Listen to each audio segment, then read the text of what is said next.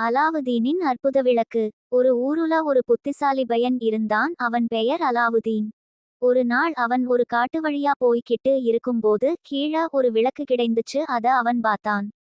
அந்த விளக்கு ரொம்ப தூசியா இருந்துச்சு. உடனே அந்த விளக்க தொடச்சான். திடீர்னு அந்த விளக்குல இருந்து ஒரு பூதம் வந்துச்சு.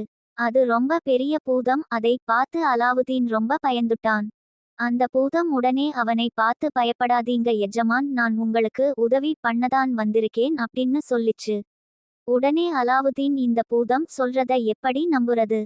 சரி, சோதிச்சு தான் பார்ப்போமே அப்படின்னு. ஏ பூதமே, எனக்கு பசிக்குது, சாப்பாடு கொண்டு வா பார்க்கலாம் அப்படின்னு சொன்னான். அந்த பூதம் நிறைய வகையான சப்பட அவன் கண்முன்னாடி கொண்டு வந்துச்சு. அலாவுதீன் அத பார்த்து ரொம்ப ஆச்சரியப்பட்டான். இன்னொருக்கா பூதத்தை சோதிக்க நினைச்சு, என் வீடு ரொம்ப சின்னதா இருக்கு, எனக்கு பெரிய வீடு தருவியான்னு கேட்டான்.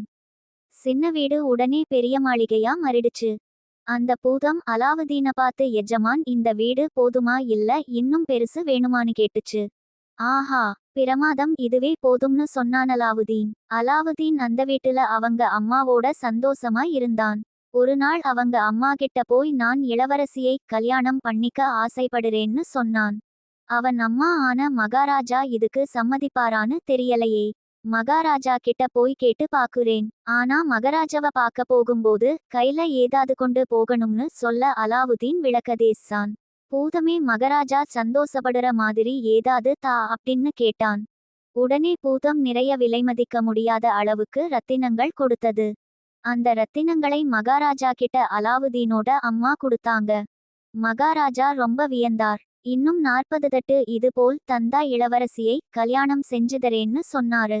அலாவுதீன் கிட்ட அவங்க அம்மா நடந்ததை சொன்னாங்க.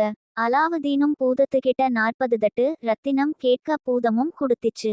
ராஜா இளவரசியை கல்யாணம் பண்ணி கொடுத்தார். அலாவுதீன் அவன் அம்மாவோடையும் மனைவி கூடையும் சந்தோஷமா வாழ்ந்தான். பூதம் அவனுக்கு தேவையானதை எல்லாம் செஞ்சு கொடுத்திச்சு. Web links